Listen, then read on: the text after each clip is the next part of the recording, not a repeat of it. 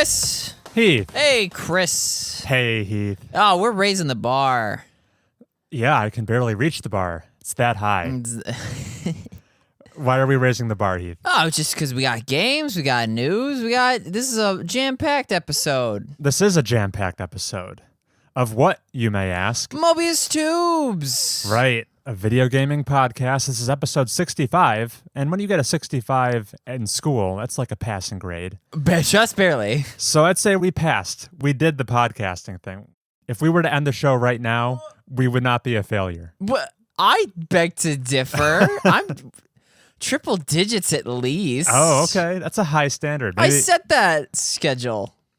Yeah, you did say we'd be at 100 before you threw in the towel. But this is being recorded on June 20th, 2021. Happy Father's Day to all the dads out there. Mm-hmm. Lots of exciting things going on in this month of June, one of which was E3, but we'll talk about that later, I'm sure. Because it still exists. Yeah, it's after still, we killed it last year. Still around, just barely, but it's kicking around digitally. Before we get down to business and brass tacks, Heath, is there anything you wanted to bring to my attention? Shout out to steroids. Oh, your hand is probably needs them, right? I'm dying over here, Chris. So Heath, you got poison ivy like twice in your life so far. Back in high school during the camping trip with the Break family, and then since the past recording. And boy, is it the most debilitating thing ever to happen to me. As far as the bad things that have ever happened, like a bad sunburn or, like a bad haircut, man, poison ivy ranks top 3. So it looks like it mainly affected your right hand. How's the left hand? Oh, that's just because you know how in Dark Souls you can't see your undead fleshy bits under all that armor? Yeah. Yeah, I'm that. I'm Mr. Dark Souls. Oh, so you're saying there's a lot more damage under your clothes? Oh yeah. Oh God. Okay. I'm a leper. Dang. I guess I don't know that much about poison ivy. When you were brushing up against it, were you like naked? What was going on? I went out in my loincloth to trim back the grounds so that the village would stop complaining about how overgrown it was. And it looked no different than any other tree. I know what poison ivy looks like. I know it's 3 leaves from a woody stem. But for whatever reason, I just got coated, and I'm on day 6 of whatever cycle. Okay. I'm trying to get through. When are you supposed to be over the hump? I'm so looking forward to whenever that is. Okay. I'm sorry. It doesn't look good. What about you? You've been enjoying holidays and birthdays and... Yeah. All sorts of stuff. Yesterday was my birthday. I'm 25 now. I haven't been playing any games lately, so I have no updates, but that'll change for the next episode because I got a game for my birthday. One you own. It's the Mass Effect Legendary Edition. Hey! So maybe we'll play those at the same time. Oh, yeah. That'll be cool. Look forward to that, listeners. But that's stuff for future episodes, not this episode. What have you been playing that you can talk about right here, right now, Heath? Frostpunk. The long-awaited Frostpunk. You've been talking about this forever. That's been chilling, pun intended, on my Steam wish list over a year.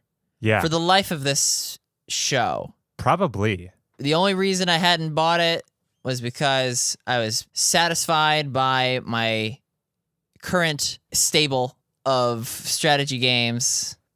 Sure. And I'm a strategy guy. Oh, yeah. I have so many alarms. Civilization 5. To-do lists. Into the Breach. You love strategy. Yeah. So when I saw Frostpunk was for free on Epic Games, and I missed out on Control. Oh. But I think I already own it elsewhere. Could be. I snatched it up. And it scratches that itch, but I shouldn't because I'm covered in poison ivy. That Total War Saga Troy. Total War Saga Troy. Yeah, the reason you like that game is because of all those systems and the scale. Well, I've never played Troy, but I do like Total War as a franchise in general. mainly the Warhammer ones. I like it for the wild faction asymmetry and the micromanaging of your economy. And then eventually when things heat up and you have beef with your neighbors, I do like the real-time fights. Yeah, Well- that's what I like. Well, things don't heat up in Frostpunk, right? Do quite the opposite. I love Frostpunk, dude. I could play that for ages. Okay. It's so good because it's so straightforward. You have your base group of like 50 units, and they're all just fingerless glove freezing Londoners Yeah. who go on a journey in search of warmer places. They don't find any. They find this crater, and it just so happens to have a big generator that is enough to sustain life as long as they keep feeding it with coal. Yeah. And there's coal deposits conveniently nearby, but you got to go out and get them. And if the weather's really bad, your workers can fall sick while they're scooping up all this coal. And so you got to build a doctor's office to cure them of their frostbite. Sure. And then, they're getting hungry now. What's this? Oh, you can send a hunting pack out at night, but they only bring back raw food, and you got to specialize these cooks, and only the engineers can run the doctor's office, not those grubby peasants. And it just grows, and it's on a radial grid, so it's Right. not the hexes I'm used to from Civ, although that's pretty close. Mm-hmm. What's your favorite grid shape? Hexagons are the bestigons. Wait until you play Frostpunk. Oh, you really like this radial design. It's polar in both ways. Hey, that's a grid axis joke. Now, let's say that you're an amazing strategy guide, just game facts. You're acing it, even when the temperature drops 10 degrees. You're automating systems. You're sending out scout beacons. Oh, it's so good. The midpoint of the game happens. Okay. And you find out that the Elysium that was Winter Haven or whatever, some such city out in the distance that you were desperate to reach. Oh, they're all frozen solid. We're the only ones out here. Oh. Hope falls as like an in-game gauge. Like group morale? Yeah, so you have discontent, which is like, people are upset that you're mixing in sawdust to extend rations. What a bunch of pansies. Yeah. Then there's hope, Mm-hmm. which is like a sister gauge.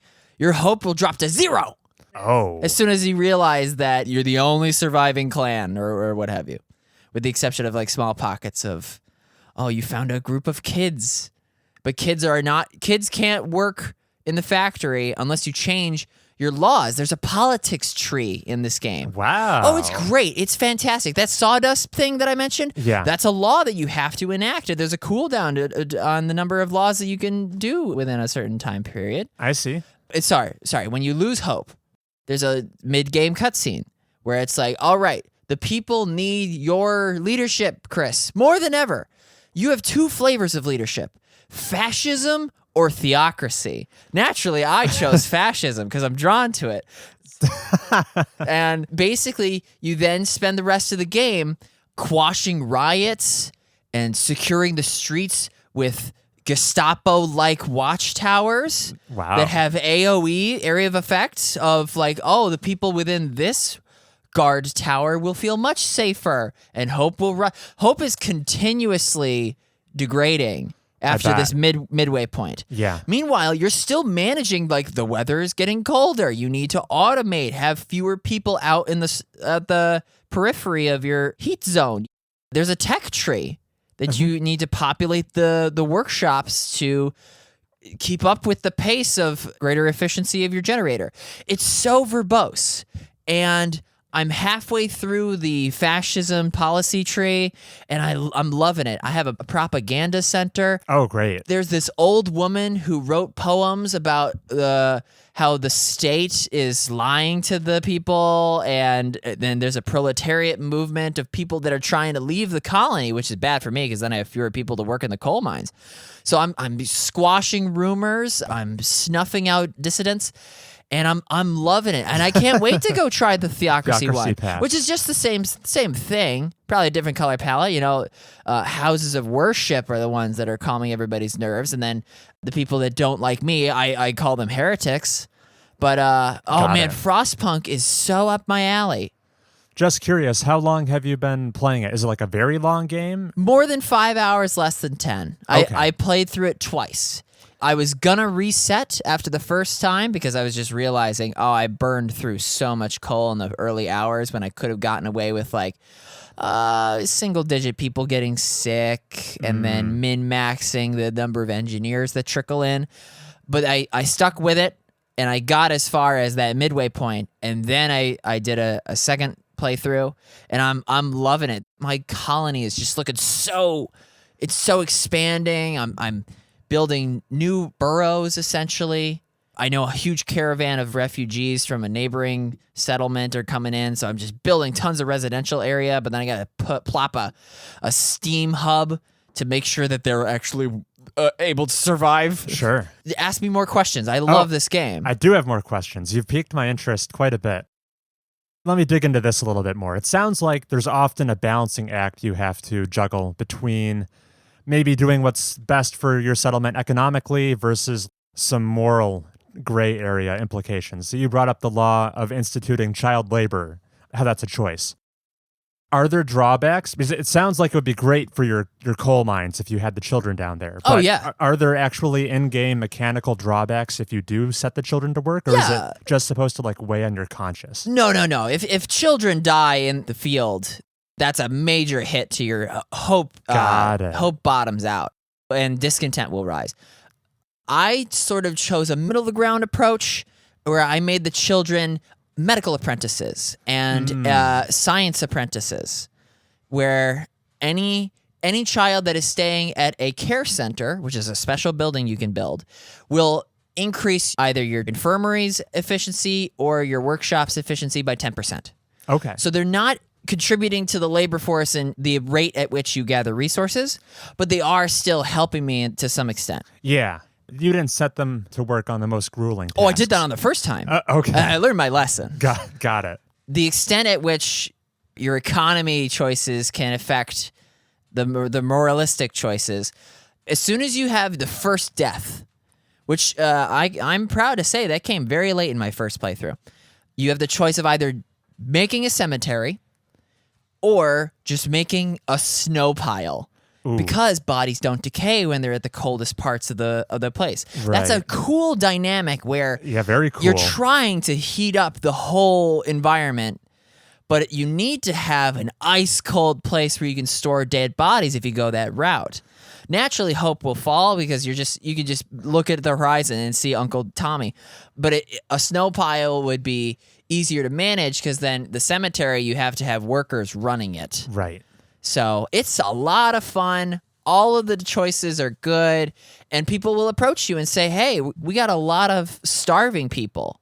And you can make a promise that says, we will feed every resident within the next 2 days. And if you fulfill that objective, you get a big hope boost. Yeah. Or you could go so far as to say, and we'll stockpile 2 days worth of food. Nice. And you can double down, and you'll get that much better of a reward when that issue is prompted. Sure. And maybe I just haven't played it enough to see the cracks in the formula, but I intend to do so.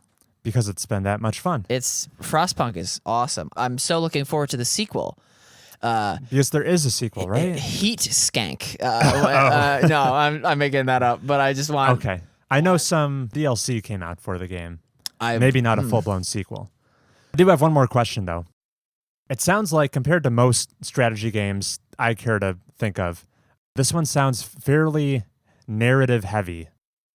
I'm picturing how in Civilization it's kind of endlessly replayable. The map is like randomly generated when you start. There's a whole bunch of different civs to pick, and no two games will play out the same. I'm wondering if you were to start up that new playthrough of Frostpunk with the intention of going like the Theocracy route.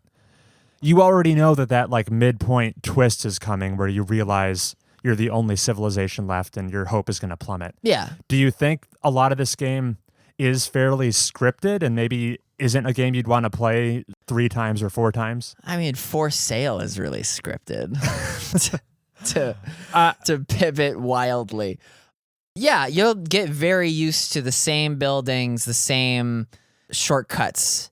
Yeah, it's not, you don't get the cool dimorphism of the many different civilizations, the many different landscapes. It's the same pit in this game. It's the same soup bowls that need filled. Yeah. So it sounds like some narrative-driven events are always going to happen at like the same point in your campaign. The narrative points only come when it makes sense in your story. Oh, okay. The first death. The first death is when you make the cemetery decision. The first gravely sick person. People can get sick and then just go to the doctor's office and rejoin the workforce a day later. Yeah. Or they can become gravely sick, at which point they'll enter palliative care, and they can only be restored at an infirmary, or they can be amputized, but that will make them less efficient, and also hope will go down unless you research the prosthesis tech. It's so verbose. Okay. But at no point in this game do you have like the almost calendar event of, we had a visitor from X who brought this, and then you make a binary choice. I see. Those are few, if any. Got it. Which is good. But again, it's just this little snow globe of a game. It's really polished despite its scope. Right. And I'm eager to try out the scenarios that try to expand on that ever so slightly. I think you convinced me to give this game a try. I think I might own it already, so all the better. Awesome. Yeah. Thanks for finally bringing Frostpunk to talk about. Okay, yeah. I almost called it Snowpunk. Yeah. Cool, but yeah, I think you've been playing more than just Frostpunk. Okay. I think you mentioned a revisit of Telling Lies? Oh! Or is that not as substantial as I was led to believe? Bro, I tried to play Telling Lies again. Right. And it ended up being me falling asleep and Bailey beating it again. Which is what happened with her story. And Telling Lies. Did I talk about this at all? Telling Lies session 1, you fell asleep? Yes. Okay. Yeah. To be fair, though, in this second playthrough of Telling Lies, we knew what we were getting into. We knew all the core characters and some of the complete arcs, but not all of them. In this most recent playthrough, no spoilers, we did watch the demise of arguably the main character. Oh. And that was a jaw-dropping moment for me, because I had no idea on my first playthrough that was their fate. I could have guessed maybe, but still, it was worthwhile to revisit just for that 60-second clip. Is this a big spoiler? Should we be segmenting this part of the podcast out? No, because it does no service for you or the listener to go into details. Unless you think I've already done spoiled it. Not having played the game, I don't know how big of a deal this is. No, I haven't described it enough to make it that compromising. Okay. Telling Lies is still a sweet game, despite it lacking the Tacoma formula of basic user interface. That tried and true formula. The keyword guessing mechanic is fantastic. We were just punching in words that we thought would have some significance, and it would return swaths of information that I never would have imagined would be the core, would balloon into this thing of, oh, I had no idea that person gave birth in such and such. Yeah. It's fantastic. So this is the narrative, forensic, police document, Skype call, mystery game. It's a game that defies labels, but it's not that complex of an idea once you sit down and play it. You're just punching in keywords into a search engine and pulling up the corresponding videos. And if I dare try to play it for a third time and not fall asleep. Oh, side note. One of my coworkers on the most recent movie worked on Telling Lies. Oh, snap. Yeah, she was a set decorator. Okay. So for the vignettes that is the entirety of the game, she helped make a kid's bedroom. So like the background of where the characters are sitting when they're being recorded? Yeah. Yeah. Yeah, she worked on it. Wow. Yeah, cool. Small world. That is a small world. Yeah. Unless she was telling a lie. No, if Bailey were here, she would say something to the effect of, even on our second go around, we had not seen all that there was to see. Sure. We just eat it up as far as the investigative gameplay. And if it were just a little more polished in the gripes that we've mentioned previously, it would be a slam dunk of a game. Got it. That's telling lies. And from what I gather from the subtext of what you mentioned, you have not yet played Tacoma? No, not yet. Okay, because you were ready to go and try that out last episode. When next time Bailey and I are in the same space, we're gonna Tacoma it up. Then we're gonna play Overcooked 2. Did you see that came out for free on Epic Games? Oh yeah. I've been toying with the idea of whipping out Overcooked 1 because she played it briefly when I was doing a kitchen thing, also known as cooking. I think that would be a cool double date type co-op experience. Those are stressful. So maybe sit down when you're both... we tried to play Wilmot's Warehouse together. Ooh. Remember that? I mean, I remember the game and your description of it fondly. Bailey. Didn't know. Oh, yeah, she struggled. She can't stand it. She can't stand, yeah. Because of the time limit right there. Until I was like, hey, try organizing them by color, and that clicked, which was just like a fascinating idiosyncrasy among our because you used a totally different method to organize, right? Yeah, just being myself. But yeah, we got Tacoma. I got to play Mass Effect now, right? So I can be friends with you. Yeah, you need that. But that's all I got to say in detail right now. Awesome. Well, that by no means marks the end of this podcast because there's so much to go over. There's E3 news, Mobius Tunes, and maybe even some Fantasy League drafting. So stick around for all of that and more. Bye. Or no, cut the bye.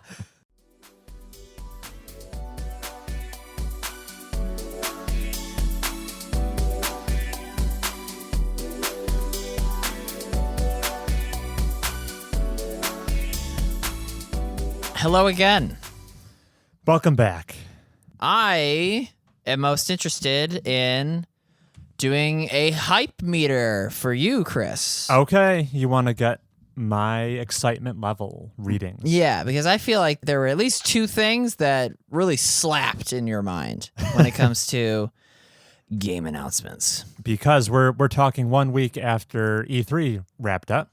In 2021, this was a digital-only showing of the Electronic Entertainment Expo. Which is for the best. Yeah, given maybe the not circumstances. For the International Programmers Association. Who are those guys? The inventors of E3. Oh, that's the Electronics ESA? Yeah. And I said IPA? That's beer. Yeah. That's the video game industry's lobbying body, the ESA. Yeah. Yeah, so this was, I don't know, what just overall thoughts real quick. How much of the show did you actually watch, Heath? I watched which one did I watch? Capcom. Okay. Capcom. Starting to name shows. Microsoft had a pretty long one. Yeah. Square Enix put a show on. Did not watch Chaos. Neither did I. Well, I watched bits and pieces of that show, but not the Chaos part. I'm going to kill Chaos. Ubisoft had a show.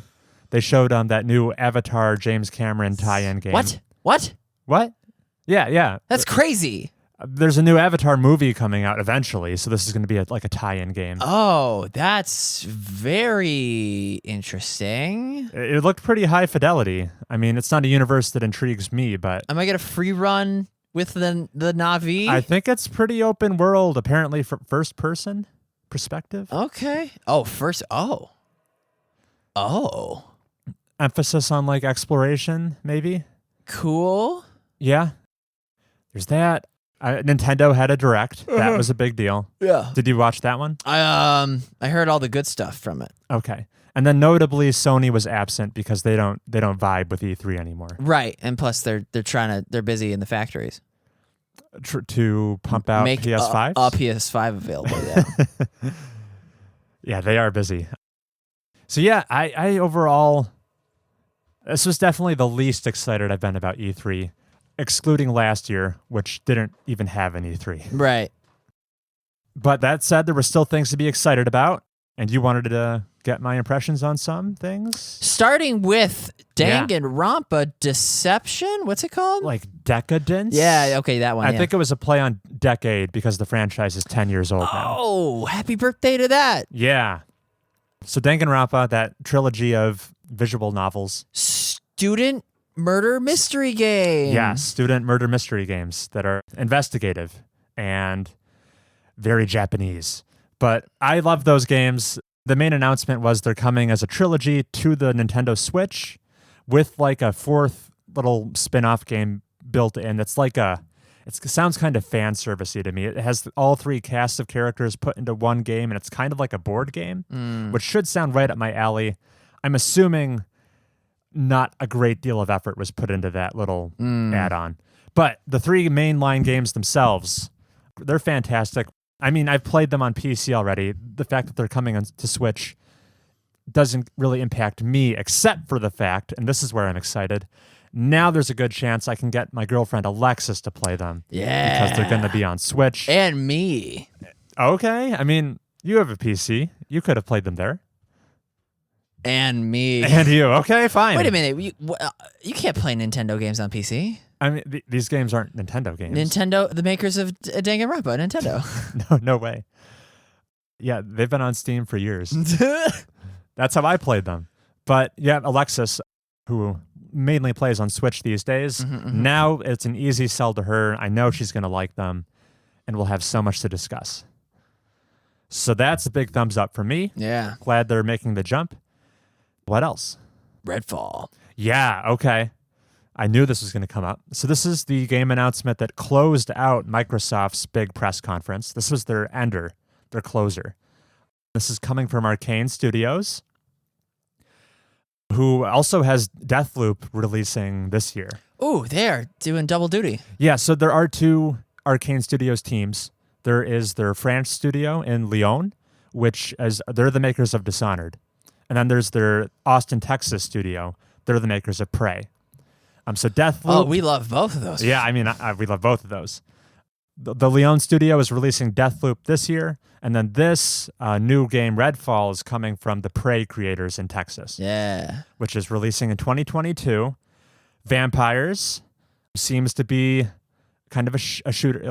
All of their games have been first person pretty much, but a shooter where you're fighting vampires and other supernatural stuff. I'm relatively cool on this game. Because you don't like first person. I mean, no, all of their games have been first person. Dishonored is first person. Prey is first person. Yeah. So what remains to be seen, we know very little about it. All we saw was a cinematic trailer, no gameplay. It looks to be kind of co-op focused. Yay! It seems like That's where I come in. It almost looks like it's going to be their take on Left 4 Dead type of game. Like 4 people team up and then there hordes of enemies, that kind of thing. All of their games that I've played and loved have been single player exclusively. But Deathloop. I'm still jazzed for Deathloop. Okay, all right. It's Redfall that has me a little skeptical. I'm still inherently excited because it's Arcane. Some of the powers look cool. One lady can summon an elevator that'll shoot people up just out of thin air. That seems funky. Ooh, I hope she has a fun name like Otis. Okay. Because they make elevators. That they do. It remains to be seen what the game looks like exactly, but just going off of the vibe of the cinematic trailer, the art style for Redfall almost looks Fortnite adjacent to me. Oh, no. It's a little cartoony, a little generic as far as I'm concerned. So it gets dinged for that. But maybe the actual game will look different. So yeah, as far as Arcane announcement goes, this is the coolest I've ever felt on one of them. Okay. But we know very little, and that's subject to change. Moving on then to other things that Heath is excited for. Yeah, what got you excited? Death Stranding again. Yes, they're bringing it natively to the PlayStation 5, right? I mean, that doesn't matter to me. I guess they're probably bolting on some new added features. Director's cut. Director's cut. Yeah. Okay. And maybe that'll make its way to the PC where you can enjoy it. Oh, surely. But do we know any details of the director's cut? It's got some Metal Gear references in it. That makes sense. Anything else? Oh, that's all I got. Okay, okay. That's fine. What else, Heath? Over to Smash. New character. New character. From Tekken. Yeah. And I already forgot his name. Kazuya. Okay. A fighting gamer. I'm always disappointed when a fighting game character ends up in a fighting game. I'm always way more excited for the piranha plants and the jokers. Sure. I'm with you. Maybe it's just because I don't play many fighting games, but Why don't we? They're a big time investment to get competent at those games. Mm-hmm. What's the fighting game you're most good at? Probably Smash. Yeah, probably Smash. I understand the decreased excitement for seeing a fighting game character brought to Smash because it's like, okay, I've already seen this character in this setting. It's got to punch I want the to same, see. Yeah. I want to see someone who this is like wildly out of their element, like a Joker, like a piranha plant. Yeah, I see what you're saying. Yeah. In other news, Halo's free. Which, yeah, at the Microsoft conference, they did a multiplayer blowout of Halo Infinite, which is still supposedly coming this year. Interesting, they're still unwilling to give us a date, but they're still saying 2021. And they've said it was free before, but that's easily forgotten since the game has been MIA for so long. And that's huge, right? That's a big deal. I'll play it. Halo has never been free in any capacity. But I guess now that COD Warzone is free and Fortnite is free and Apex is free, they've got to be free to compete. Yeah, I'll be playing it too. They'll get me through the door. That'll be fun. How much did you care about Starfield from Bethesda Studios? What do I have to go on? It's very nice atmosphere. Yeah. And I like those Bethesdas. I'm with you that they showed very little. It's cool that the game is supposedly releasing. They gave a date far in the future, 11/11/2022, which is 11 years to the date since Skyrim came out. Oh, that's right. Which is funny. They love that date. Yeah. They just can't. It works well for them. Yeah. They'll continue to re-release Starfield for the next 10 years as well, maybe. We can hope, yeah. Yeah, there wasn't much to comment on that. They just showed some cool space stuff. You want to hear what my two surprise announcements of the show were that I did not know I wanted, but then I'm getting? What? They both happen to be turn-based strategy games coming to the Switch. One is Mario plus Rabbids 2. We're getting a sequel. Who would have thought? That's wild to me. It seems like they're incorporating more Mario Galaxy into this one because there's like space travel. They showed the Lumas from the Mario franchise getting perverted by the rabbits. Corrupted, maybe. Yeah, no, you're right. And the biggest departure for this sequel, which is coming next year, is that it's not grid-based anymore. It is, much like Frostpunk, radial. Characters can travel in like spherical circles. Oh, that's bad. It remains to be seen. It seems more maybe fluid, flexible maybe. Like, is it like Paper Mario Origami King? I don't know. That had a radial. Probably different than that. Actually, when you move the characters around, you're actually moving them with an analog stick, but there's like a radius limit to how far they can walk. Oh, that's fine. Yeah, it should be fine. It's just a different method of abstracting the movement out. Yeah. We'll see what it... I'm just curious what they think this buys them that grids didn't provide. I'm sure there's a reason, and I'm excited to see why. Yeah. And Advance Wars is getting remade for the Switch. Makers of Fire Emblem. It is, isn't it? Yeah, that's an intelligent systems game, unless I'm tripping right now. Yeah, I think so. So the first two Advance Wars games, which were, I think, GBA games, are being remade. They're coming out this year on the Switch. I've never played them, but I've played so many games inspired by Advance Wars, the most recent of which was Wargroove, which is basically just Advance Wars. Yeah. So I want to see what the OG games were like. Yeah, I'm pumped for that. Did not expect to see that. I won't be picking it up because I'm still trying to get through Wargroove. Yeah. There's a lot of content in Wargroove. But that wasn't the only Nintendo franchise they brought back from the dead. Do you care to mention the other one, Heath? Dr. Mario. No. 2D Metroid. Yeah, you saw that, right? Dread. Okay. Talk about a starving fan base, which I appreciated when the guy presenting Metroid Dread during the Direct said, "Oh, this is going to be the first 2D Metroid in 19 years." 19 years? What other games came out when Metroid came out? Yeah, 19 years ago would put us in like 2002, 3? Which is like Halo 1. Yeah, that's, I guess it's been that long. Metroid was always too scary for me. When those games were coming out, I wasn't even aware that they existed. Yeah. But now that they're out, and now they're on the horizon, I'm interested. Yeah, I definitely want to see what reception is like, since it's been so long. Will it be a game I buy? That's more debatable. But cool. That was really, I mean, I don't have much to say about Elden Ring, but that was also a big announcement of a release date. Lots of hubbub about whether it's how much of it's genuinely a Dark Souls versus its own standalone. And I've been hearing that it's very much the former. Okay. It's effectively because doesn't Konami own Dark Souls in name only? I don't think so. Because No. I think this game would have been called like Elden Souls had they had the legality to do so. I don't think there's a hang up there. All right.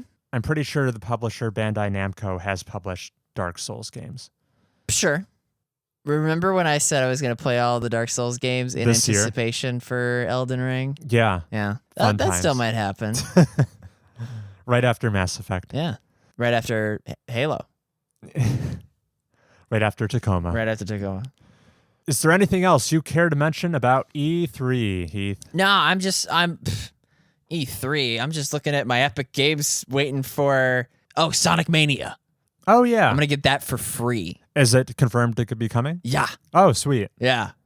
You'll never get me to touch a Sonic game. Because it's too fast for you. Too fast for me. I'm a slow man.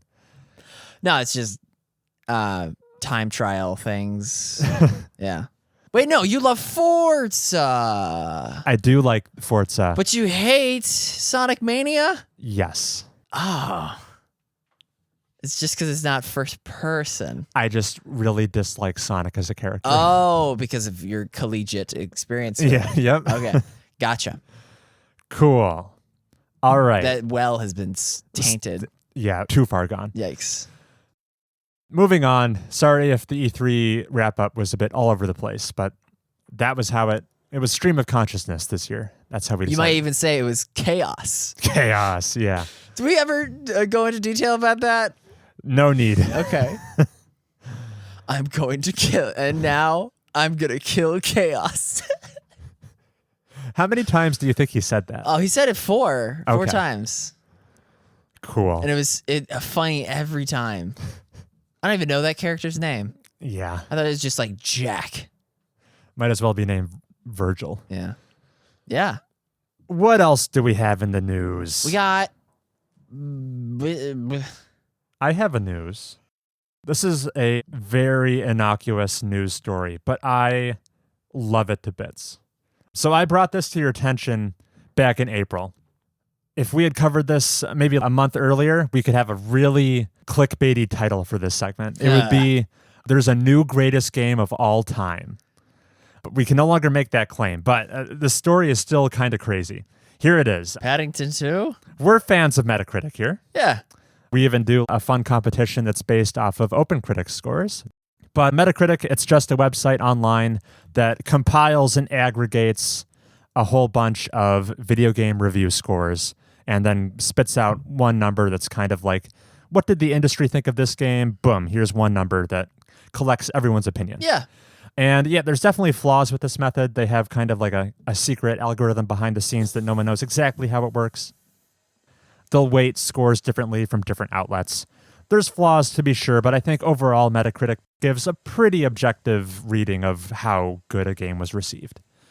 And they've been doing this for a long, long time. You can sort best of all time, where it'll just list the best games that receive the best scores throughout all of history. I can name them. Every platform. And I'm going to ask you to in a minute, Heath. Yeah. So for a few months, there was a new number one game of all time.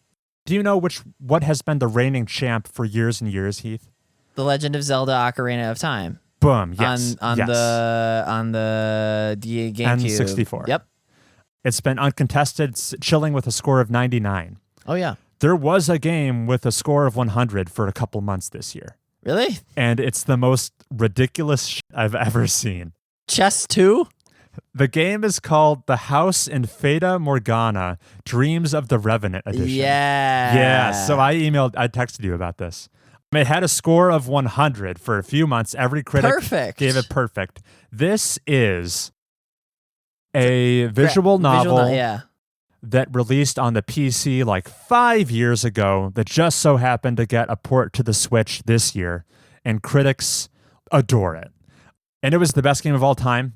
Now a couple months removed, more scores have trickled in, and it's plummeted all the way down to a score of 98. So it is still in the top 5 best reviewed games of all time. Fata Morgana?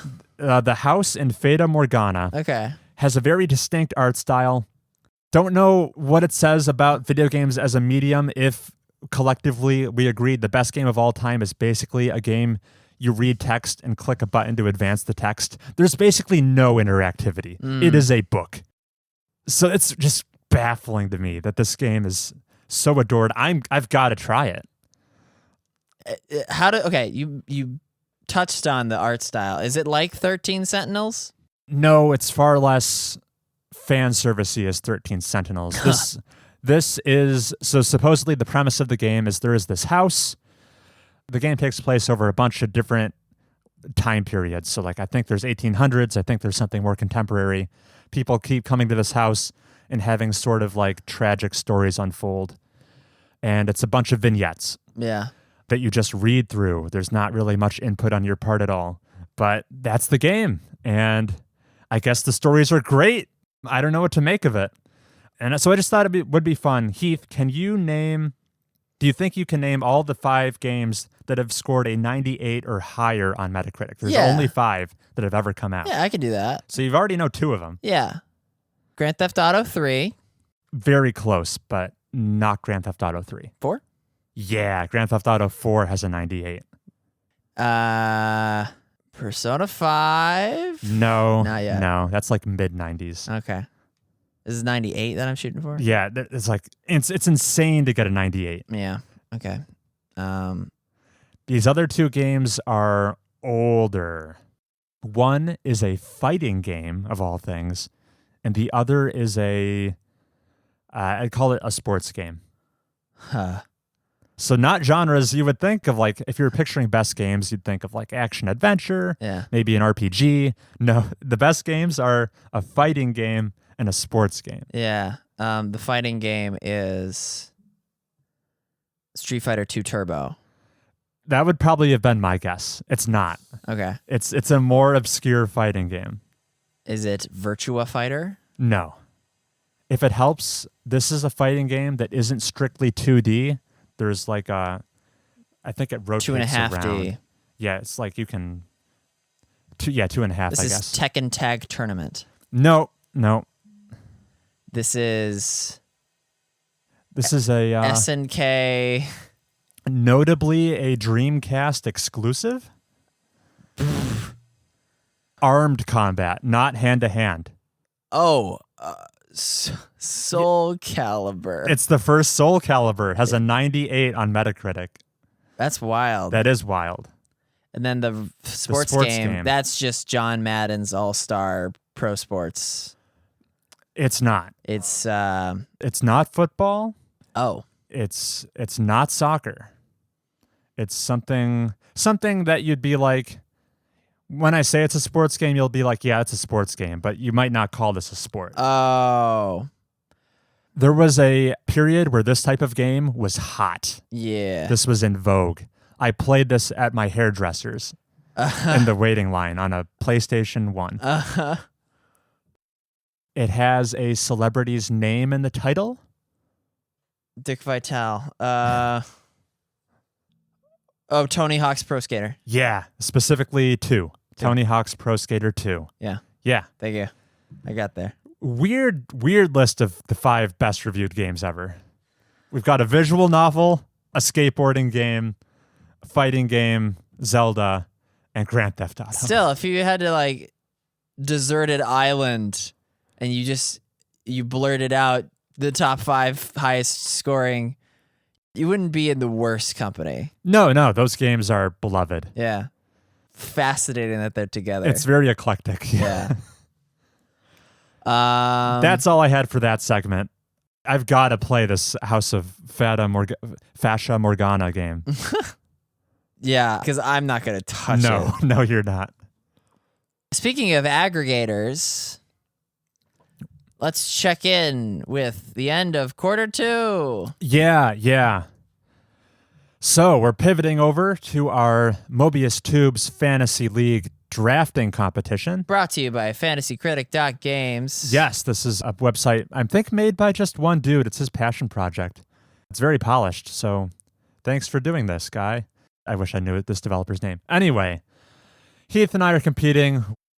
We've got 2 lists of games we have selected, and kind of like in a fantasy sports draft, we are awarded points when they come out based on how well they review on OpenCritic. Sales are irrelevant, just critical reception is what counts. And we need to check in. Quarter 2 is about to end. A bit of a lead has developed here. A lot more of my games have come out than Heath's so far. So my current And points, I have more games. You have drafted more games than me, yeah. So 6 of my games have released. I'm sitting at 86 points. Only 2 of Heath's have released. He has 27 points. They were good, though. They were good. Most recently, it was Guilty Gear Strive that came out for you. Good old GGS. And my MVP so far was actually Ratchet and Clank. Ratchet and Clank. Who would have thought? Rift Apart. I mean, you did, clearly, but... Yeah. So I have a lead. Heath has taken 2 L's so far. So 2 of his games have been pushed out of the year, meaning they won't score points. One was God of War Ragnarok. I was surprised he went for that pick number 1. I thought it was known that game wasn't coming out this year. But the other one is more surprising. Senua's Saga Hellblade 2, which I think was pitched as a game releasing... I was hoping it was going to land on Halloween. That would be appropriate. I even think they originally said that game was going to make it for like the launch of the Xbox Series X, and we're way past that. And it's not even coming out this year. So, I guess that's a ways off. But I guess that's all for the better because we loved Hellblade 1. We want Hellblade 2 to be great. They're just waiting to get my cameo in it again. Oh, Heath was mentioned a lot. Don't worry. Deathloop and Horizon Forbidden West are easily going to net me 20 points each, along with 12 minutes. That cast is phenomenal. 12 minutes was confirmed to come out this year. It's the House of Fata Morgana of video games. I bet wrongly on 12 minutes. I thought it was going to not make it this year, but well done, Heath. Yeah. So now to kind of even the odds, and there's a bunch of new games announced, we can do some drafting. We can place bids on new games that we think are coming out. I have a budget, my full budget of $100 left, and Heath still has $87 to spend. So, Heath, do you want to do the honors of nominating a game for us to bid on? No. Oh, okay. I haven't been successful with my picks yet, so. So you're just going to ride my pick coattails and try to take them from me. I see. I respect that. Or I'll just rest on my laurels and drive up the price. True. Let's start with this. I think it's eligible. Let's type it in. I want to put up that Advance Wars remake up for bid. Okay, according to our rules, it is available. So it's called Advance Wars 1 and 2 Reboot Camp, supposedly coming out in early December. There's a chance it could slip, but I think people like these games. So I'm going to open the bidding with $5 for Advance Wars. Just barely eking out the end of the year. This will be the last of your games to come out. Probably. It'll get at least an 80, which makes it worth at least. You bid $5? $5. No, that's at least worth like 8. Ooh. In my head, 8 is where I wanted to land at the most. Uh-huh. How many more good games are coming You out? should bid appropriately next time. I thought you would undersell the value of Advance Wars. No, it's the grandfather. Way Forward is developing it. They're a good developer. They make the Shantae games. You know, I need to start acquiring games. $9. Sold. All right, I'm bidding 9. I can punch that in on my screen here. I got Mario Golf coming out in 10 days. Yeah, you do. Why did I get that? I put a ridiculously low bid on it. You raised it by 1, and then I let you have it. I got NBA 2K'd. I'm sure it'll review better than that. Oh, yeah. Anything will review better than that. All right, I just placed my $9 bid on Advance Wars. Do you want to nominate something or back to me? No, back to, I mean, I'll streamline this and nominate, what the heck else did you mention? I can't even remember it. I've got them written down. Don't worry. I will abstain for that. Oh, no. I'm not going to bid for Elden Ring. Right, because that comes out next year. Also for that reason. Oh, Guardians of the Galaxy. Okay. That was shown at the Square Enix conference. That is coming out. That is coming out in October. And WarioWare.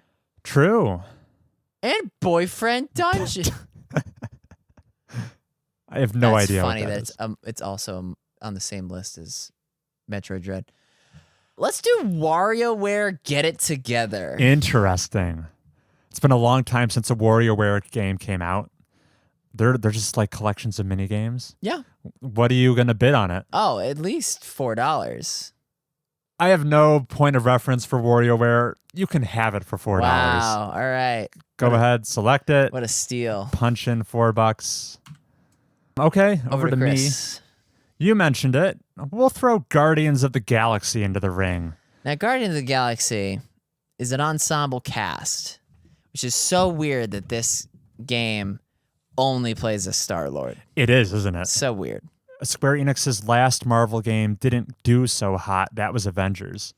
But this is a different developer, a single-player focus. I'm way more interested in it. Cutscenes look good. Seems interesting, polished. Looks really like good production values on those visuals. Mm-hmm. So October release date, pretty confident it'll release. That, much like Advance Wars, is worth a cool $5. 6. You can have it for 6. Wow. Uh-oh. Guardians of the Galaxy, Heath just purchased Oh, shoot. for $6. I was not anticipating you would just let me have it. Man, this is how I get all these games. This is how I go down with my ship. How many slots do you have left? You're just trying to fill my dais. I am force feeding you. So yeah. you've made 2 bids today. Yeah. So you only have 3 available slots left. After those are full, then I'll bring out the good games. No. All right, here we go. Yeah, it's back to you if you want to make a nomination. I don't. Okay. Then let's talk about The new sequel to Life is Strange. This is Life is Strange True Colors. I'm not touching that. That's fine. I'll pick it up on the cheap then. I will bid for Life is Strange True Colors $1. All right, to be fair, Life is Strange 2 is gonna net Chris. Technically, this is Life is Strange 3. There is a true. Life is Strange 2. Because we skipped Maple Story? There's one that's just called Life is Strange 2. Oh, wow. This is True Colors. It's got a new protagonist, and it looked promising. And you'll take it for $1. I'm not gonna fall for this. Awesome. I'll punch that in. $1. I like the mind games that are going into this now. We're baiting each other. We're going to have so much money left over. Yeah, I guess the money only really works if you're bidding across multiple people. Yeah. It's a little Because now weird. it's just scarcity of abundance. Right. Our free slots are the limiting factor, not our cash. Okay. Do you want me to... Which is why my final bid's going to be like $70. Or no, is the money the tiebreaker? Yeah, sure. Imagine. If we're tied, money's the tiebreaker. I guess you want me to nominate more stuff? I would abstain. Okay. We've talked about it. Metroid Dread. I figure if they're bringing back 2D Metroid, they had a reason to do it. They feel confident about this game. Metroidvanias, people love them. Hollow Knight did gangbusters. People love Dead Cells. Yeah, let's talk about Metroid Dread. I'm going to try to acquire it for $6. And it's yours. Really? Yeah. I'm not so sure it'll come out. Okay. I feel like Nintendo's pretty good about that. But last chance, I'm getting it for $6. Yeah, you can have it, yeah. All right. It won't be your most profitable game. Probably not. It's no Returnal. Returnal, what did that score? 16 points for you. Yeah, that was pretty good. $6 I just spent on Metroid Dread. Very good, very good. I like that you're now cautious, Heath. Sure you would. I have another one I want to nominate. I'm just going to keep on going. Because I assume there won't be too many more games announced for this year. So this is kind of like, this is the climax of the bidding. Okay. You said I love these games, and boy, do I. Let's nominate Forza Horizon 5. Ugh. Coming out this year from Playground Games. Been a little while since we had a Forza Horizon game.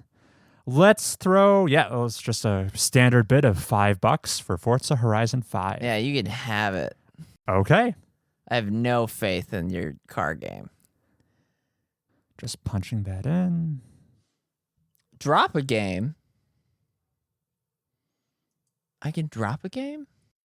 We haven't traditionally played with those rules. I would love those Yeah, rules. I bet you would. But then there's no penalty for picking a game that doesn't release. You've got to be held accountable. I'm assuming I'm going to take the L on Hollow Knight Silk Song. That's not going to come out this year. Oh, you don't know.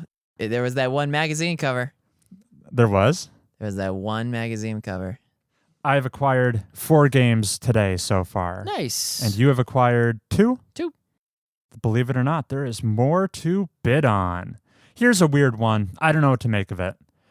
Psychonauts 2. Ooh. Yeah, it has an August release date, I think. Everyone's favorite third-person psychedelic platformer from the early 2000s. Which has never really had a sequel until now. Uh-huh. There's another franchise that hasn't seen an entry in like 20 years. Uh-huh. It's been in development It's a long time. beloved-ish. I've messed around with the first one. I don't really like platformers, but I could see the appeal. Yeah. It seems like the game that would have a cult following. Sure. It's from Double Fine. People love Tim Schafer. Psychonauts 2, it'll surely net me at least like 8 or 9 points, minimum. That would be like a score of 78, 79. It can do that. Yeah, it can do that. Let's toss that out for $3. 5. 6. And sold. Okay. The art style was always bad. I would call it polarizing. I would call it noodle-like. $6 I spent. I don't know, doing a whole bunch of bidding right in a row is probably not ideal podcasting, but this is what we've got. Far Cry 6. Let's bid on this one. Not political. According to Ubisoft, not political. Yeah. Not supposed to be a political commentary on Cuba. That's the country, right? Yeah. It has some weird weapons in it. One that's a CD player that as you're walking around with this gun, it's playing music, but then you shoot the CDs out. Oh, how very Gearboxian. It does seem like a gun you would see in Borderlands. Yeah, the weaponry in this game seems very cobbled together, which is kind of cool. They're taking after like guerrilla. Yeah, insurgent warfare. Yeah, guerrilla. Oh, makeshift. That's kind of cool. That said, Far Cry doesn't get me excited, but I'm going to bid on it though, because it'll do fine with the critics. Sure. So let's say $5. Yeah, you have it. Yeah. Okay. Then we both have 3 slots left. And more than half of the year to use them. And I've probably spent significantly more money than you. Oh, yeah.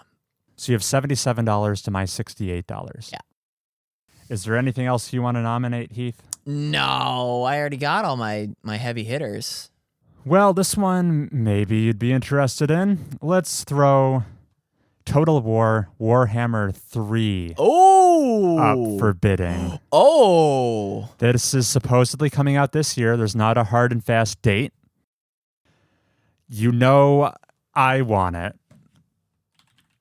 Go do some research. Sure. Yeah. It'll be Warhammer 3. Yeah. Coming this year. According to Simon Mann. Oh, yeah. Oh, yeah. Oh, yeah. Is this where you're going to use that money to kind of... What's your initial bid, Chris? My initial bid is $9. My initial bid is 15. Let's take these kitty gloves off. This is the Cathay's in this game. Grand Cathay is in this game. They're at least worth $12. Oh, they're lonesome. You're at 15, you said? Yeah. It's published by Sega. I'll go 16. Bro, not even, no shot. 18. I'll give it to you for $18. Yes. Let's mark that down. That was where you were supposed to bleed me dry. I'm not foolish enough to not bid on a Total War. Yeah, that's coming out. Let's do this one. Game coming from the makers of Hyper Light Drifter, which we both touched, at least. Yep. This one's called Solar Ash. Yeah. Has another very colorful art style. Supposedly 2021. They don't have a hard date. I'm sure it'll be a very charming indie game. It looks cool. It has emphasis on... A lot more wet this time around. Emphasis on traversal, kind of like cool ways to move around the environment. Uh-huh. This is worth $6.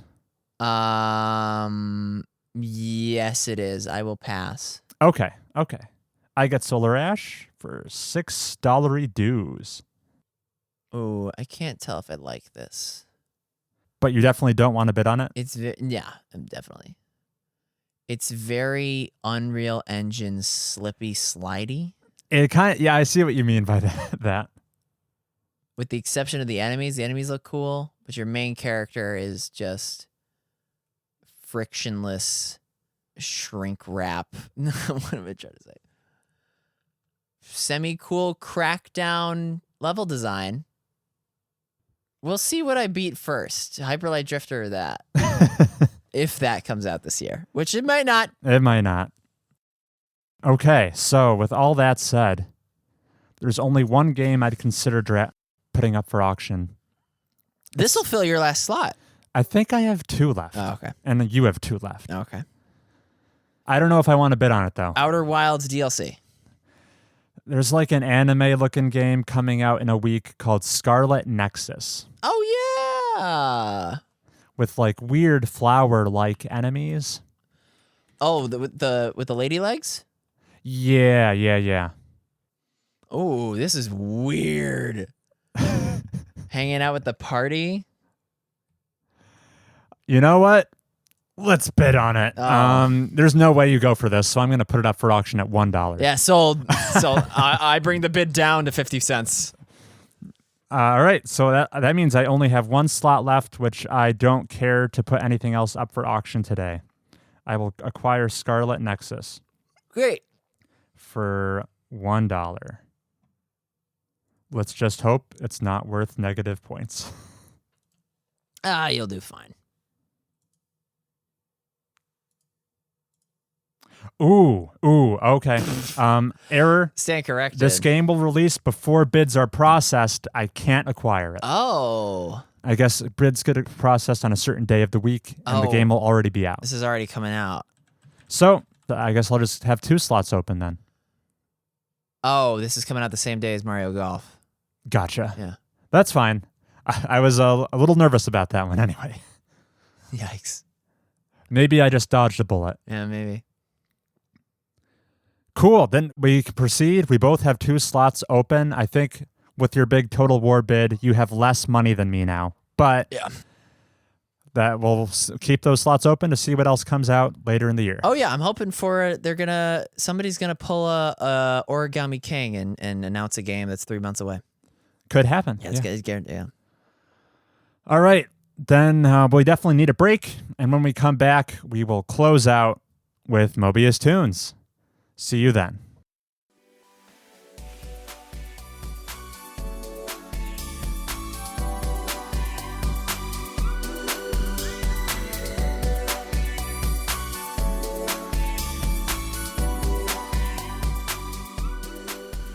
Heath. And we're back. Mobius Tunes is our favorite video game song guessing game for which we've done 10 volumes so far. Yeah, is this volume 10? This is volume 11. Maybe. Yeah. In which we bring 5 songs to the show and task our opponent with guessing the origin from which those songs are first heard. By last time, Chris regaled me with all the best Persona hits. You sounded like you said Persona. Yeah, that's Persona. Did I stutter? I haven't updated it, but volume 10 was... Yeah, you're right. This is volume 11. Yeah. I stand corrected. As far as wins, it is 6-4. Chris, how do you intend to maintain this lead? Probably by picking really obscure niche songs and then making you sweat as you try to guess them as I give you relatively unhelpful hints. That's the trick to my success. That is the trick. Let's begin with you in the guessing chair. Okay. No. No. The other way around. Other way around. All right, you're in the guessing chair. So Heath will be trying to guess the game of origin of the 5 songs I've brought to the show today, and I have a theme for you, Heath. Good. It's chiptune music. Hey, I'm great at that. 8-bit songs, and what a gift. It's my birthday. Yeah. I'm sure to be chiptune, you have to actually be made on a certain type of hardware. A MIDI. So, yeah, MIDI. So some of these are maybe just chiptune inspired. Yeah. They're close enough. So without further ado, why don't you hop into song number 1, which you'll get. You'll get it.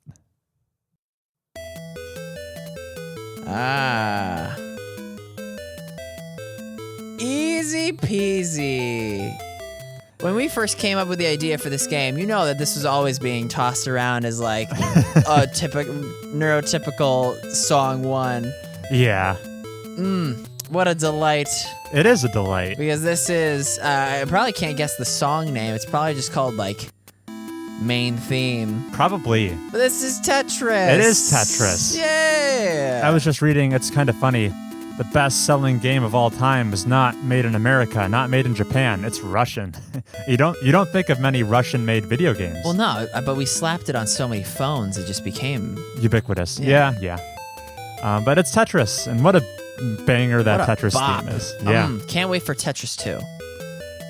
That did come out. Yeah, I'm sure it did. There's many Tetris games. Hatris.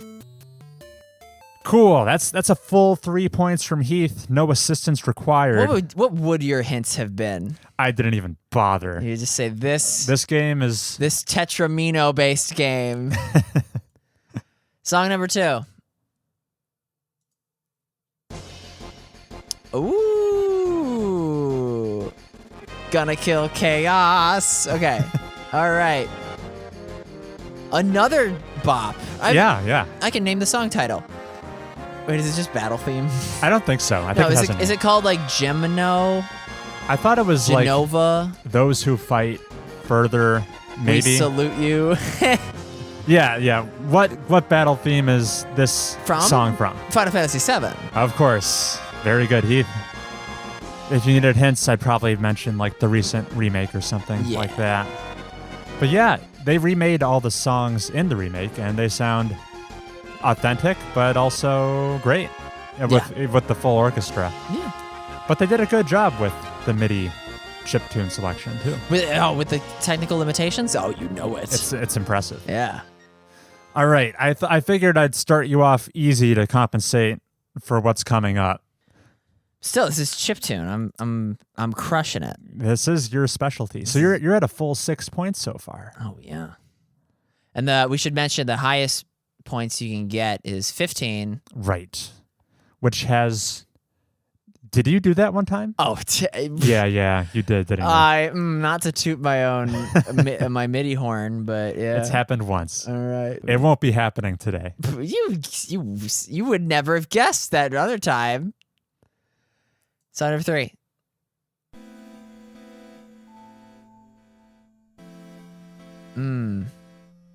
Longer. This is like 6 minutes. Yeah. This is much longer.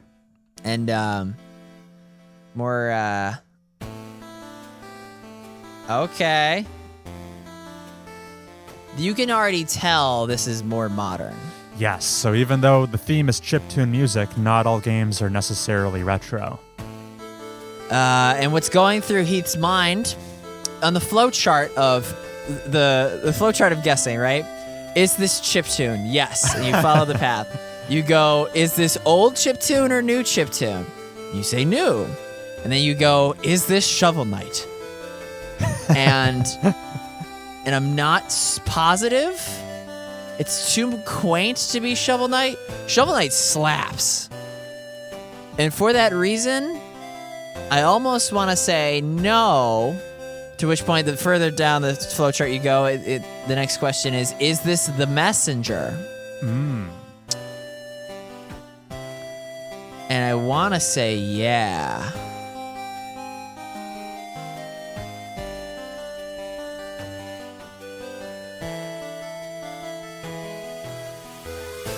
Oh, but this suddenly became like Donkey Kong with its chiptune-ness.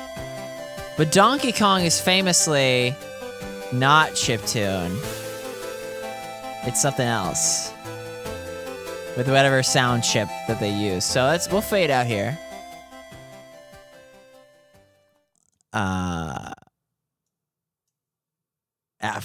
Is this Shovel Knight? This is not Shovel Knight. Darn. Before your hint, I want to know, add maybe an edit to your flowchart. Even before you ask, is this chiptune? Is there maybe a question, is this Undertale? Undertale sounds so different from chiptune, though. I would consider it chiptune. I guess, but I don't know. Maybe I've heard Megalovania one too many times. Many times. All right.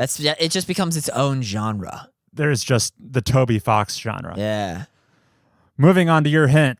This game is pretty notable for its soundtrack, specifically because it features a fully orchestral soundtrack, but they had to remake every single song in an 8-bit format for gameplay reasons. Buddy. What? That was your first hint? That's my first hint. Oh, that's all the hint I need. All right, that's fine. This is Dragon Age 11 Echoes of an Elusive Age S. Ooh, the Switch version of Dragon Age 11. Which has an 8-bit filter you can switch to. Yeah, they demade the whole game. Yeah.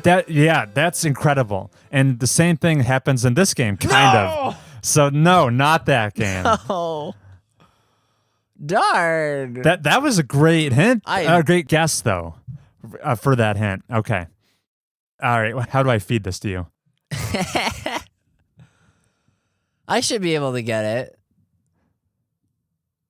You need to switch to 8-bit music for gameplay reasons. Oh, this is like same thing with Super Mario Odyssey, where you go into the 2D side-scrolling. You can name all the games where you switch to 8-bit. Except for this one. This one, I'll give you a laundry list of things that'll help. It's a game I've pulled songs from before on this segment. No. It's one of my favorite games ever. Oh, no. It has a particularly interesting ending. It has androids in it. Those are your 4 things. Put them together. It's Nier Automata. It is Nier Automata. When do you hear this song? Let's see. This song comes up several times. Sometimes it is credit song. Is it a settings menu? I think it's most prominently the credits song. Okay. Cool. All right, you got it. That was 1 point, bringing you up to a total of 7. Bummer. All right. I was impressed with the Dragon Quest 11 S edition. Echoes of an Elusive Age S. Yeah. Because specifically, only the S edition lets you switch back and forth. Oh, I made sure. Yeah. You made sure. Song number 4. It only gets harder. Yeah. Ooh. Right out the gate. Oh my god, this is... What is this penis music? Penis music? Yeah, penis music. It's got all those boinks and doings. You know what I'm referencing, right? I don't. Educate me, please. This is... like, yeah. This is... I think this song's originally called, like, Rubber Band. I see. But it's full of those doinks. Anyway. This is really good. The lesser trained ear might even have said, like, Sonic Mania. But it's not Sonic Mania. This is bopping enough to be like Crypt of the Necrodancer, but it's not as RPM or BPM. It doesn't have that cadence. Yeah. This would be really hard to play. Yeah.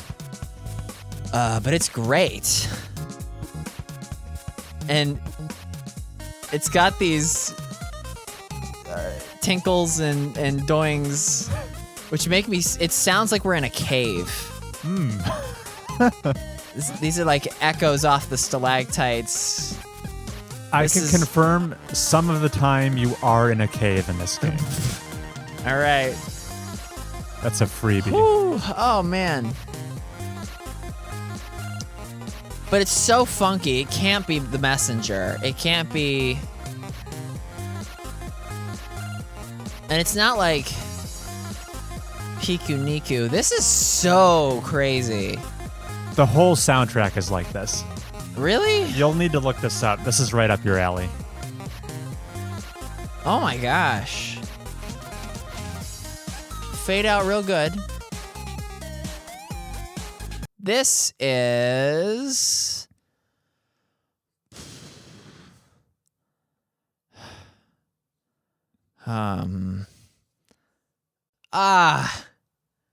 Oh, it pains me.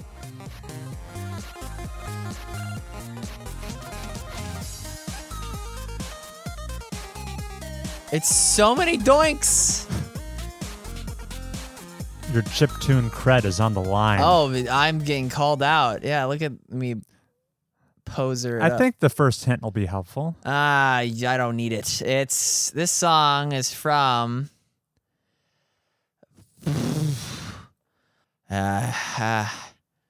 Geometry Wars. Geometry Wars. Yeah. Would have been more synthy than that. Yeah, a little more sci-fi. I lost the thread. You're fine. You're fine. All right. First hint for you. The songs in this game, including the one we just listened to, have names such as Against All Odds, Beginner's Luck, and Swing Me Another 6. All right. I know exactly what it is. Yeah. Because those were all casino gambling things. And this is not a song that this is not a game that you've brought to Mobius Tunes before, but you have mentioned it on the show. This is Dicey Dungeons. You got it. This is Dicey Dungeons. Nice. Which I liked, didn't love, but the soundtrack was You S did tier. mention that. Oh, you're so right. It's really good. It's so upbeat. But yeah, you got 2 points off of that. Well, shoot, add this to the flow chart because it's a heavy hitter. So you're up to 9 points. Yeah. Admirable, even if you don't pick up any more points. Oh, who's to say that? I'm just trying to make How hard is this last song? You know, I'm unsure with your familiarity with this game. You're either going to get it very quickly or not at all. That's my assumption. Let's hear it.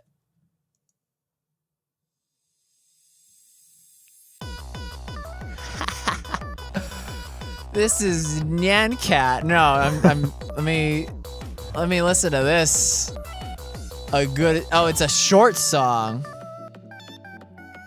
It's not Rhythm Heaven. Chris, this is one of those pen games. What's a pen game? And you have to use your cursor Got it. to time these out. Oh, wow. Oh, this is hard style and everything. This is a rhythm game. This is most certainly a rhythm game. But not Rhythm Heaven, not that bongo game. The Donkey Kong bongo game? No, the other Oh, I know. the drum Japanese, one with the yeah. happy face. I mean, as far as I know, it might be. Ooh. Is this doing it for anybody listening? This is too upbeat for me. People who've scrutinized my music tastes, being adjacent to this is not my jam. Dicey Dungeons was your upper ceiling. Oh yeah, that's as hard as I go.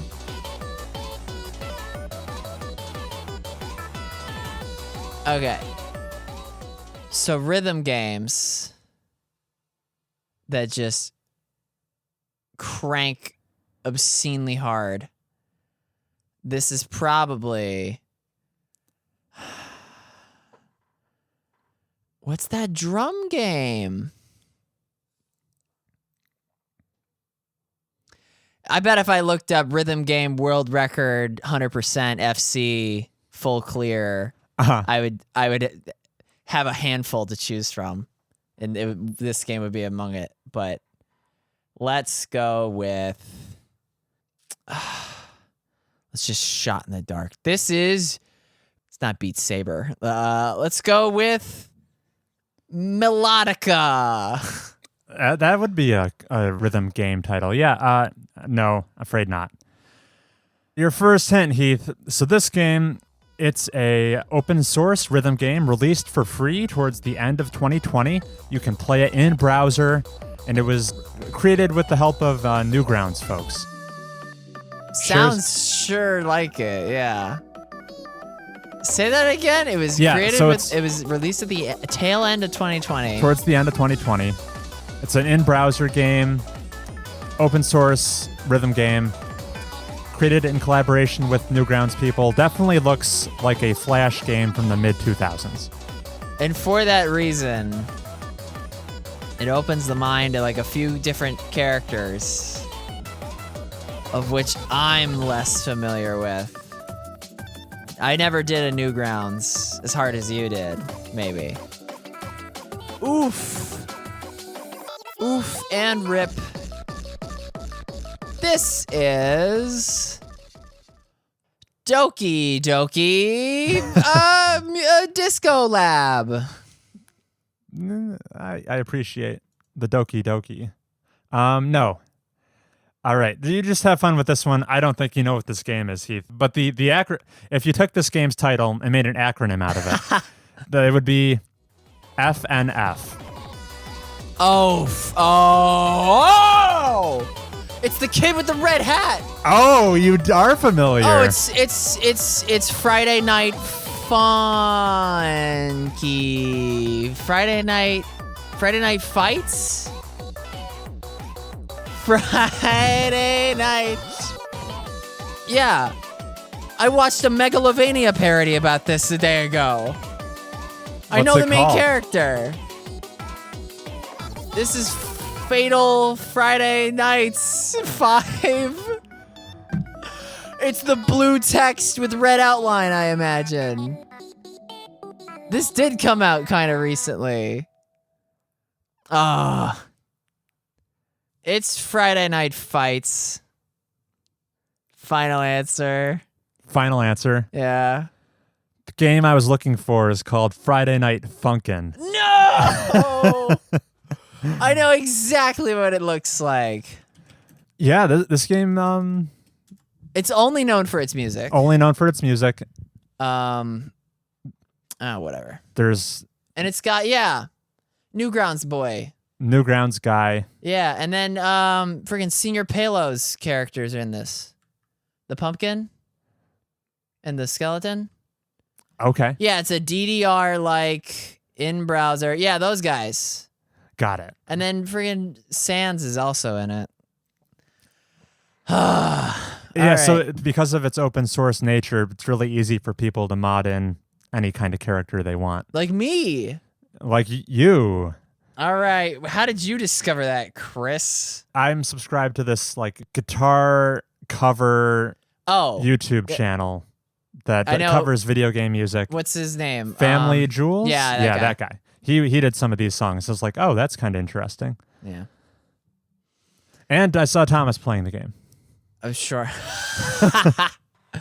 That's funny. So that's how I know about Friday Night I only Funkin'. got 9 points, Like I said, an admirable score, even if you didn't pick up any more. Friday Night Funkin'. So be it. All right. Chris, it's your turn in the guessing chair. No theme. I love me a theme. I'm just gonna lay it down on the line. Get a load of your first song. Okay.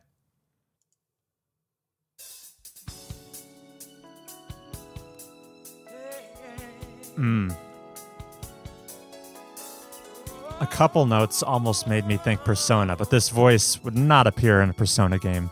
Maybe in an alternate universe. Yeah. Like an early...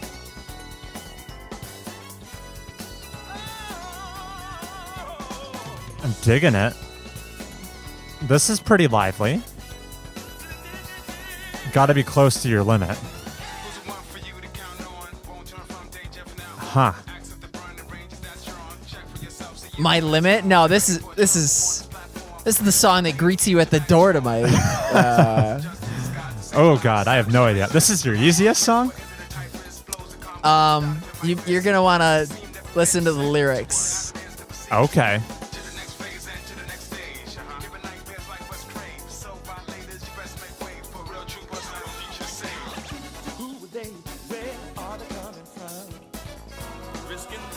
This might be awful for the podcast because you're trying to pay attention, but the reason it's only my first song is because of. Got it. So it's probably an obscure game like Pepsi Man was, but the song says. But the song is actually good this time. The equivalent of Pepsi Man. Oh, Power Rangers. Did they say Power Rangers? No, I'll let you listen a little closer. Okay. This is notoriously among the list of worst video game songs ever. Really? I still like it. All right. I don't think this is right, but I heard him say Injustice, so is this Injustice Gods Among Us? No, Chris. Injustice Gods Among Us is your cookie cutter DC fighting game. I know. Which character walks out to this? I'm assuming there's a robust cast of characters, and some of them have very bold themes. I'll take a hint now.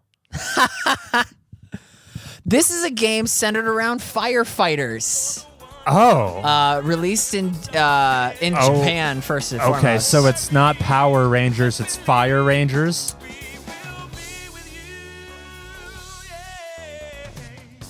Japanese firefighting game. Nothing is in my brain in that repository. Brought to you by Sega, which hence why the music's so good. Okay. And this is the English language version. Sure. So the Japanese version exists. And it's just as good. Okay. Sega made Jet Set Radio. Firefighters. I don't think you fight fires in Jet Set Radio. How do you know about this game? Again, it was on the list of worst video game BGM. I see. So whenever you want to subject me to songs, that's what you punch into Google. What are the worst songs out there? I have this song in 3 different varieties on my phone right now. Oh my gosh. I don't know what this is, Heath. I'm going to need another hint. Just listen to the lyrics. Right there. Rangers is one of the words in the title, right? Yes, okay. yes. I just can't make out what that first word is. Even though I said that they are firefighters. Burning Rangers. It's the name of the game. All right, Burning Rangers. Burning Rangers was this very underwhelming Naruto headband wearing guy developed by Sonic Team. Okay. In which these group of firefighters, the Burning Rangers, who extinguish fires and rescue civilians. It's very shmup-like. You're just extinguishing fires. The critics unanimously commended the game's soundtrack and audio, although it had poor collision detection, occasional glitching. It was the final Saturn game. It was among the final 5 Saturn games. Yeah. Huh. What a legacy for Burning Rangers. All right, so you have 2 points. Yeah, a generous 2 points. Let's pivot. Song number 2.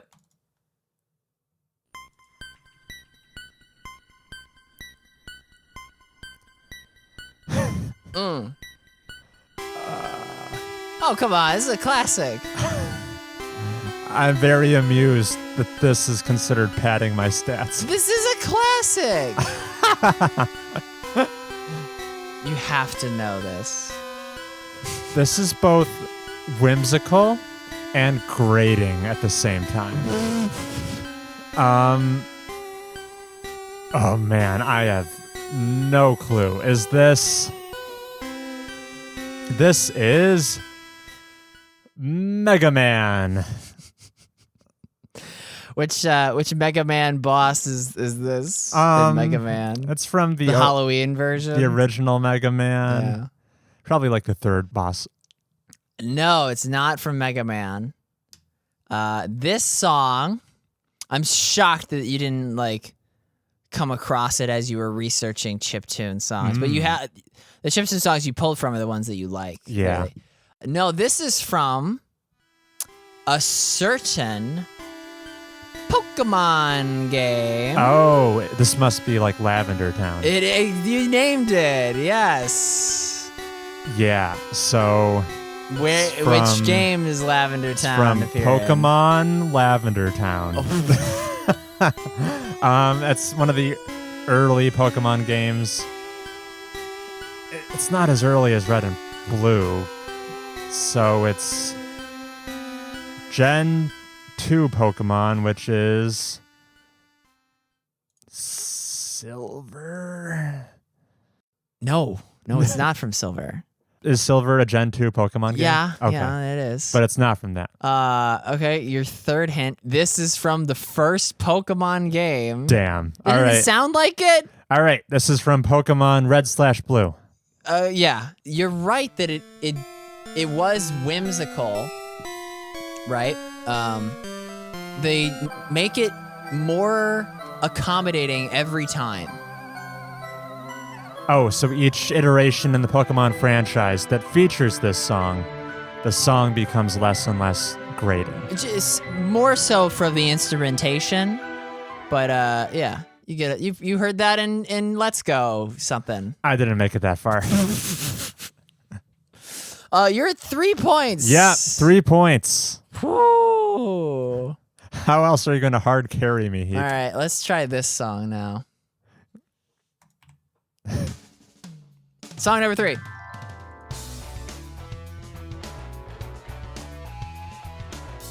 Ooh. Very rock and roll.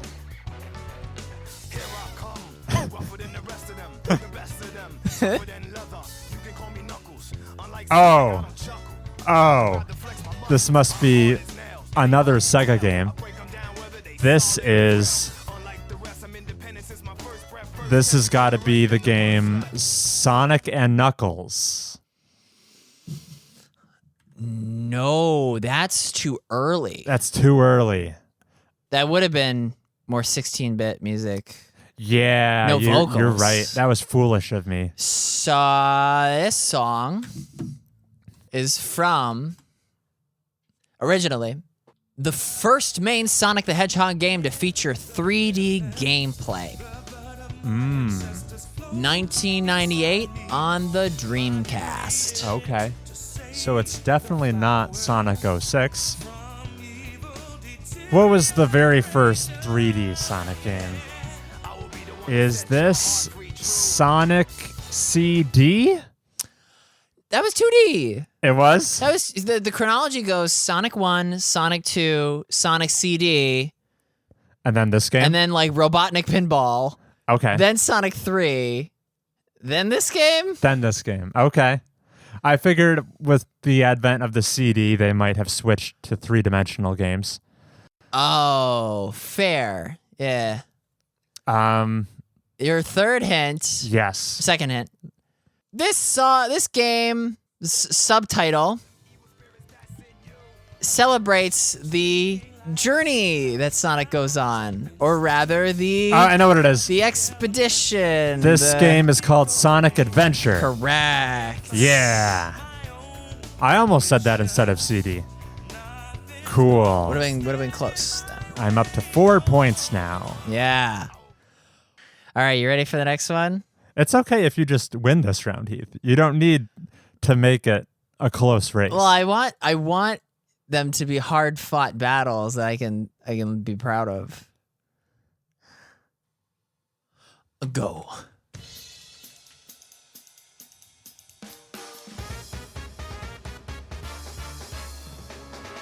I'm pretty sure I've heard this before.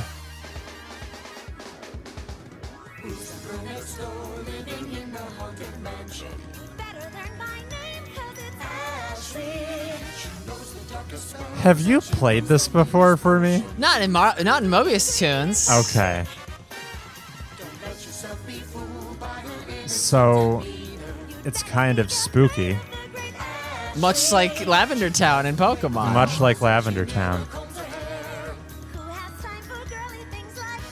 Alright, so there's a prominent character named Ashley. I've definitely heard this before, Ah. which makes it more annoying. Oh no. Newt, Hex, Witch. What games have witches? It sounds like a kid's game, kind of. Sorta, yeah. Lego Harry Potter. I'm kidding. This is got to be Banjo-Kazooie has a witch in it. Inkum Bokum, right? I think so. Do you want the Japanese version? Sure. Humor me.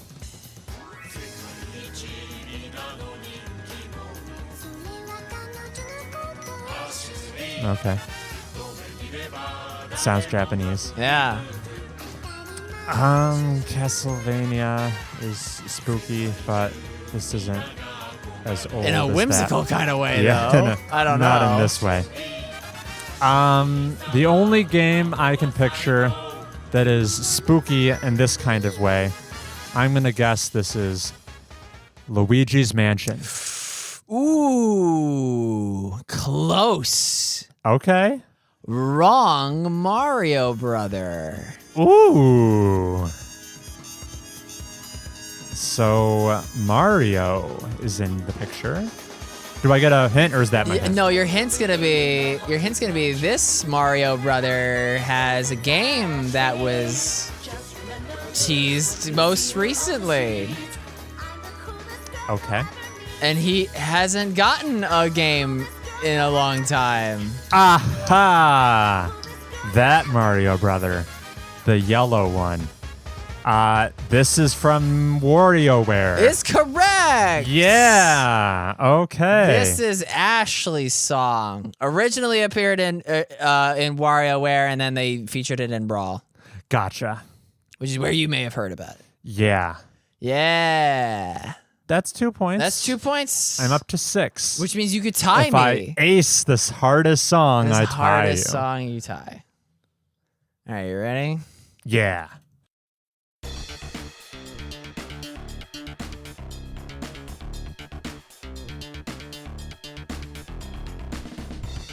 Oh. That's funky. Sure is. This is the song I enjoy the most of the 5 you've selected. Oh, you're welcome. Very celebratory. Yeah. I'm picturing cool cars driving by. Yeah. Probably not gonna guess at first try. But I'll just say this is Cruisin' USA. Cruisin', yeah. Cruisin' USA. You know that song, right? I don't. Cruisin' USA, it goes.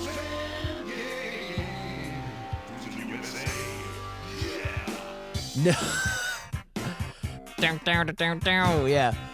Cruisin' USA is one of the most universally panned musics. No, this is not from Cruisin' USA. Is that even a game? Yeah. Oh, okay. Yeah. Yeah. Your first hint. This is a video game by Tim Rogers. Oh, by Tim Rogers. Yeah. Tim Rogers, the game critic? Yeah. Who works at Polygon? No, he left Kotaku. Kotaku. He's doing his own thing. This was his team-based sports game. Okay.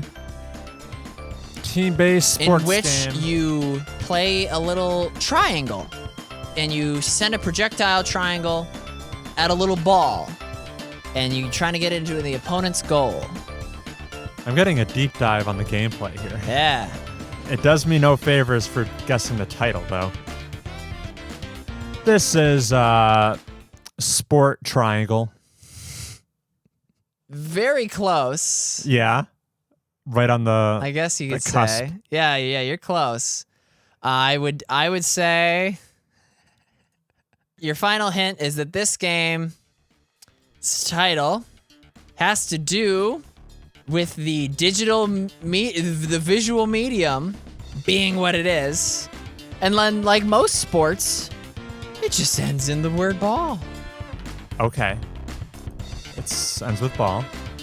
Should have But guessed. the descriptor has to do with the fact that it is a digital video game. visual format that you would see on a screen. I see.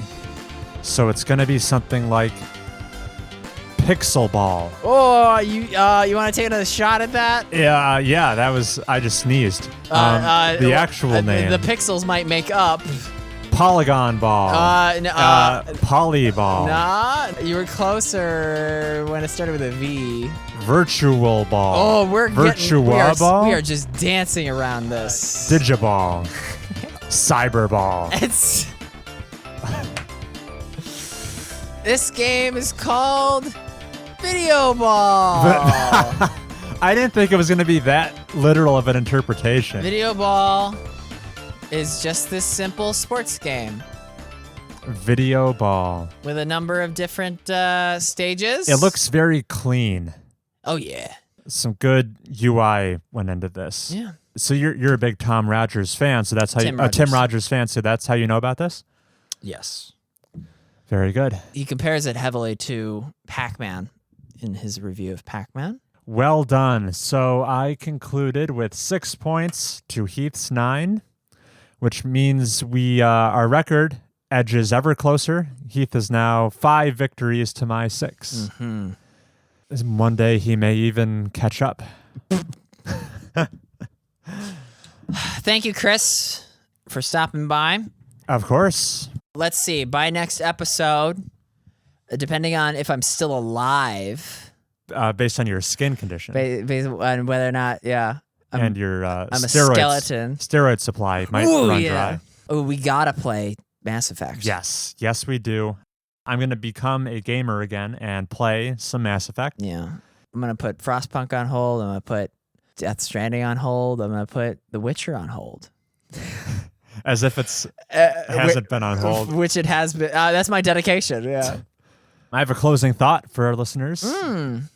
Maybe you'll say, Chris, there's no way that'll happen. But you know how throughout the 2010s, we got lots of retro throwback games, many indie games, maybe because of the lower production value cost, used pixel art in their games, or there were homages to games that were popular on the NES and SNES. I'm talking about Shovel Knights. Oh, yeah. And Undertale's a throwback to Mother, Earthbound.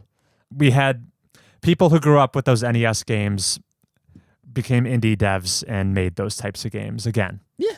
I was wondering, we talked about Friday Night Funkin' being this out-of-era Flash game that's kind of come back in 2020. Endearingly. I'm wondering if the people who grew up playing Flash games, you and I, are now reaching the age that they could be an indie dev, and we'll see homages to Flash games with that aesthetic crop up in the market. I don't know. I almost could see it not happening because I find Flash to be an ugly aesthetic. Yeah. But there's some nostalgia there for sure. So I'm wondering if Friday Night Funkin' could be the tip of the spear of games that are aping that Flash era of games in the mid-2000s. What do you think? Am I spewing malarkey? No.